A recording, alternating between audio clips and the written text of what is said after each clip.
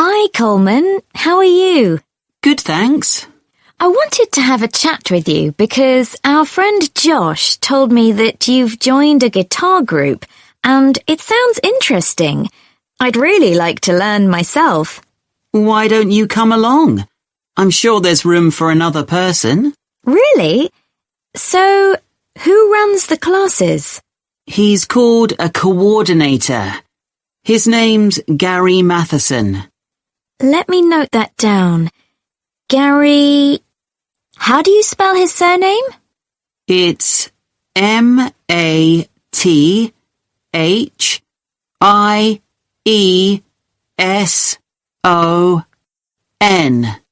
Right, thanks. He's retired, actually, but he's a really nice guy, and he used to play in a lot of bands. Thanks. So, how long have you been going? About a month now. And could you play anything before you started? I knew a few chords, but that's all. I'm sure everyone will be better than me. That's what I thought too. When I first spoke to Gary on the phone, he said it was a class for beginners, but I was still worried that everyone would be better than me. But we were all equally hopeless. Oh, that's reassuring. So, where do you meet? Well, when I joined the group, they were meeting in Gary's home. But as the group got bigger, he decided to book a room at the college in town. I prefer going there. I know that place. I used to go to tap dancing classes there when I was at secondary school. I haven't been since, though, and I can't remember what road it's in. Is it Lock Street? It's just beyond there, at the bottom of New Street, near the city roundabout. Yes, of course. The guitar club is on the first floor in room T347. Right. And when do you meet? Is it at the weekend? We meet on Thursdays. It used to be 10:30, and that suited me well. But now we meet at 11. The class that's in there before us asked if they could have the room for another 30 minutes.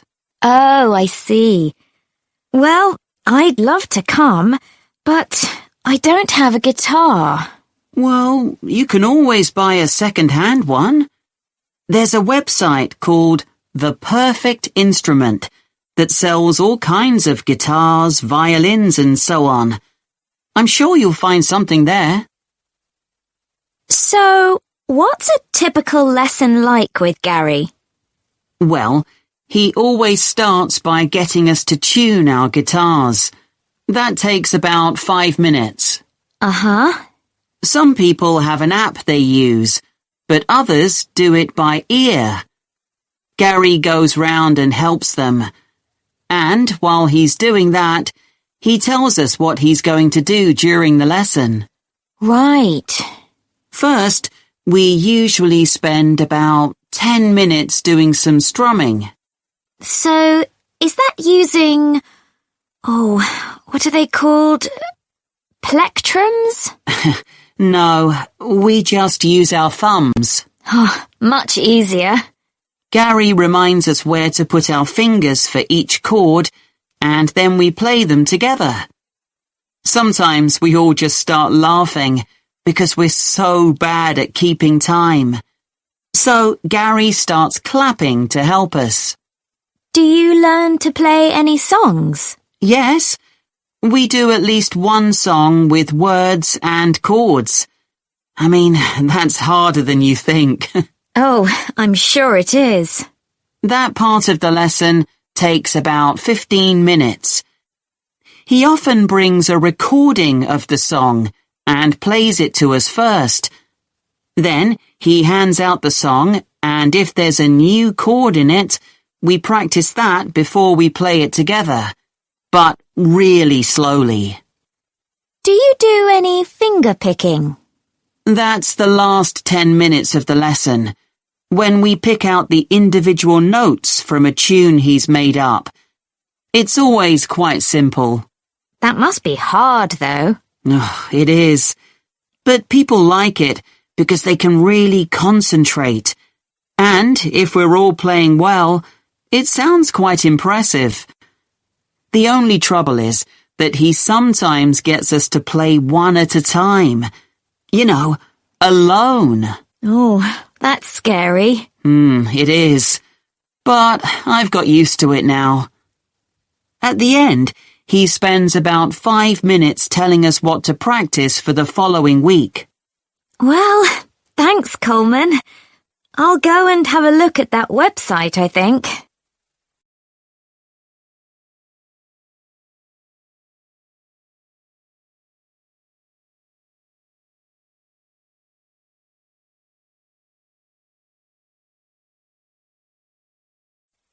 I never really planned to be a lifeboat volunteer when I came to live in North Sea. I'd been working in London as a website designer, but although that was interesting, I didn't like city life. I'd been really keen on boats as a teenager, and I thought if I went to live by the sea, I might be able to pursue that interest a bit more in my free time. Then I found that the Lifeboat Institution was looking for volunteers, so I decided to apply. The Lifeboat Institution building here in North Sea is hard to miss. It's one of the largest in the country. It was built 15 years ago, with funds provided by a generous member of the public who'd lived here all her life. As the Lifeboat Institution is a charity that relies on that kind of donation, rather than funding provided by the government, that was a huge help to us. When I applied, I had to have a health assessment. The doctors were particularly interested in my vision. I used to be short-sighted, so I'd had to wear glasses, but I'd had laser eye surgery 2 years earlier, so that was okay. They gave me tests for colour blindness, and they thought I might have a problem there, but it turned out I was okay. When the Coast Guard gets an alert, all the volunteers are contacted and rush to the lifeboat station. Our target's to get there in 5 minutes. Then we try to get the boat off the dock and out to sea in another 6 to 8 minutes. Our team's proud that we usually achieve that. The average time across the country's 8.5 minutes. I've recently qualified as what's called a helmsman, which means I have the ultimate responsibility for the lifeboat. I have to check that the equipment we use is in working order. The crew have special life jackets that can support up to 4 people in the water, and it's ultimately my decision whether it's safe to launch the boat. But it's very rare not to launch it, even in the worst weather. As well as going out on the lifeboat, my work involves other things too. A lot of people underestimate how quickly conditions can change at sea, so I speak to youth groups and sailing clubs in the area about the sorts of problems that sailors and swimmers can have if the weather suddenly gets bad. We also have a lot of volunteers who organise activities to raise money for us, and we couldn't manage without them. The training we get is a continuous process, focusing on technical competence and safe handling techniques, and it's given me the confidence to deal with extreme situations without panicking. I was glad I'd done a first aid course before I started, as that's a big help with the casualty care activities we do. We've done a lot on how to deal with ropes and tie knots. That's an essential skill. After a year, I did a 1-week residential course, led by specialists. They had a wave tank where they could create extreme weather conditions, so we could get experience at what to do if the boat turned over in a storm at night, for example. Since I started, I've had to deal with a range of emergency situations, but the work's hugely motivating. It's not just about saving lives. I've learned a lot about the technology involved. My background in IT's been useful here, and I can use my expertise to help other volunteers. They're a great group. We're like a family, really, which helps when you're dragging yourself out of bed on a cold, stormy night. But actually, it's the colder months that can be the most rewarding time. That's when the incidents tend to be more serious, and you realise that you can make a huge difference to the outcome. So, if any of you listeners are interested, why don't you give us a call?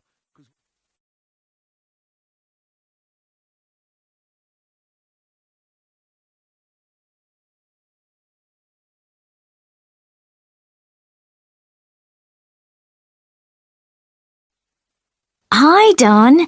Did you get the copy of the article on recycling footwear that I emailed you? Yeah, it's here. I've had a look at it. So, do you think it's a good topic for our presentation? Well, before I started reading it, I thought recycling footwear. Well, although it's quite interesting, perhaps there isn't enough to say about it, because we put shoes in recycling bins. They go to charity shops, and that's about it. But there's much more to it than that. I realise that now, and I'm keen to research the topic more. That's great. One of the things I didn't realise until I read the article was just how many pairs of trainers get recycled. Well, a lot of young people wear them all the time now. They've become more popular than ordinary shoes. I know. I guess they are very hard-wearing. But don't they look a bit casual for school uniform? I don't think they're right for that. Actually, I think some of them look quite smart on pupils. Better than a scruffy old pair of shoes. So, do you keep shoes a long time? Yes, though I do tend to wear my old pairs for doing dirty jobs like cleaning my bike.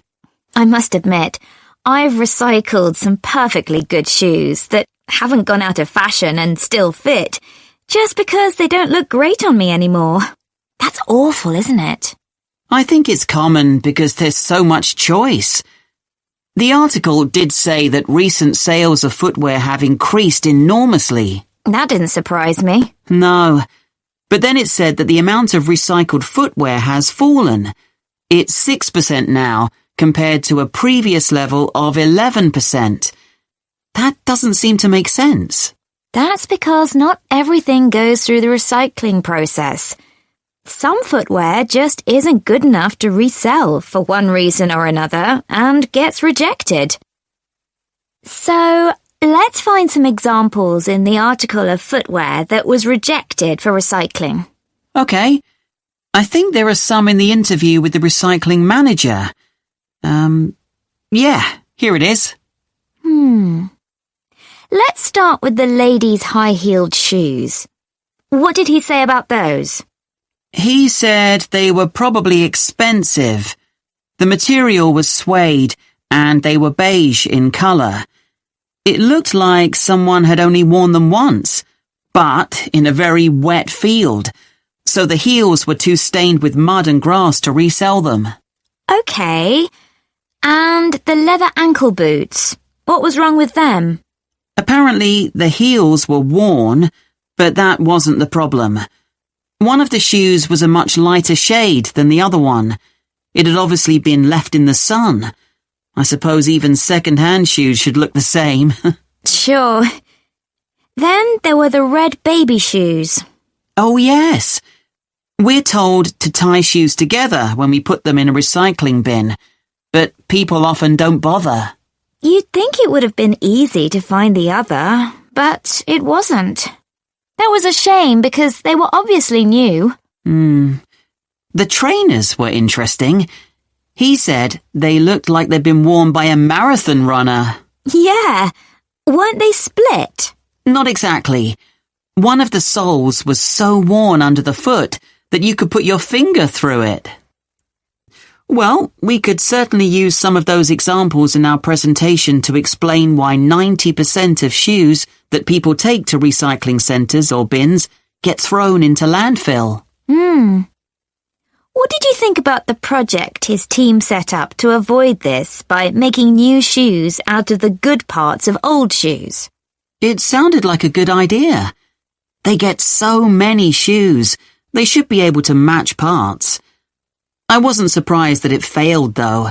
I mean, who wants to buy second-hand shoes, really? Think of all the germs you could catch. Well, people didn't refuse them for that reason, did they? It was because the pairs of shoes weren't identical. They still managed to ship them overseas, though. That's another area we need to discuss. You know, I used to consider this topic just from my own perspective, by thinking about my own recycling behaviour without looking at the bigger picture. So much happens once shoes leave the recycling area. It's not as simple as you first think, and we can show that by taking a very different approach to it. Absolutely. So let's discuss how we're going to split up the present.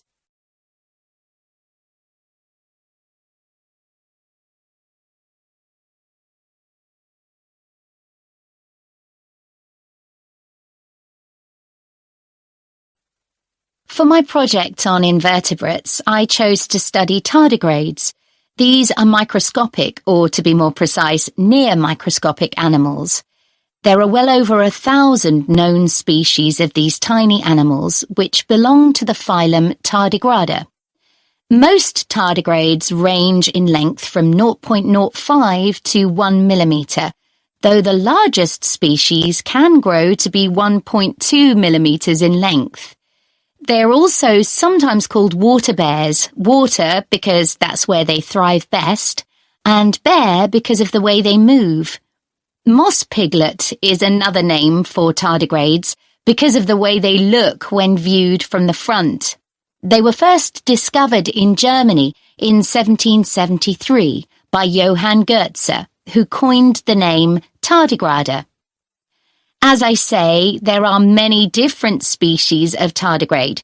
Too many to describe here, but generally speaking, the different species share similar physical traits. They have a body which is short and also rounded, a bit like a barrel, and the body comprises 4 segments. Each segment has a pair of legs, at the end of which are between 4 and 8 sharp claws. I should also say that some species don't have any claws. What they have are discs, and these work by means of suction. They enable the tardigrade to cling on to surfaces or to grip its prey. Within the body, there are no lungs or any organs for breathing at all. Instead, oxygen and also blood are transported in a fluid that fills the cavity of the body. As far as the tardigrade's head is concerned, the best way I can describe this is that it looks rather strange, a bit squashed even. Though many of the websites I looked at described its appearance as cute, which isn't exactly very scientific. The tardigrade's mouth is a kind of tube that can open outwards to reveal teeth-like structures known as stylets. These are sharp enough to pierce plant or animal cells. So, where are tardigrades found? Well, they live in every part of the world, in a variety of habitats, most commonly on the bed of a lake, or on many kinds of plants, or in very wet environments. There's been some interesting research which has found that tardigrades are capable of surviving radiation and very high pressure. And they're also able to withstand temperatures as cold as minus 200 degrees centigrade, or highs of more than 148 degrees centigrade, which is incredibly hot. It has been said that tardigrades could survive long after human beings have been wiped out, even in the event of an asteroid hitting the Earth. If conditions become too extreme and tardigrades are at risk of drying out, they enter a state called cryptobiosis. They curl into a ball called a tun, that's T-U-N, by retracting their head and legs, and their metabolism drops to less than 1% of normal levels. They can remain like this until they're reintroduced to water, when they will come back to life in a matter of a few hours. While in a state of cryptobiosis, tardigrades produce a protein that protects their DNA. In 2016, scientists revived 2 tardigrades that had been tuns for more than 30 years. There was a report that, in 1948, a 120-year-old tun was revived, but this experiment has never been repeated. There are currently several tests taking place in space to determine how long tardigrades might be able to survive there. I believe the record so far is 10 days. So, moving on. In terms of their diet, tardigrades consume liquids in order to survive. Although they have teeth, they don't use these for chewing. They suck the juices from moss or extract fluid from seaweed. But some species prey on other tardigrades, from other species or within their own. I suppose this isn't surprising, given that tardigrades are mainly comprised of liquid and are coated with a type of gel. Finally, I'd like to mention the conservation status of tardigrades. It is estimated that they have been in existence for approximately 500 million years, and in that time, they have survived 5 mass extinctions. So it will probably come as no surprise to you that tardigrades have not been evaluated by the International Union for Conservation of Nature and are not on any endangered list. Some researchers have described them as thriving. Does anyone have any questions they'd like to ask?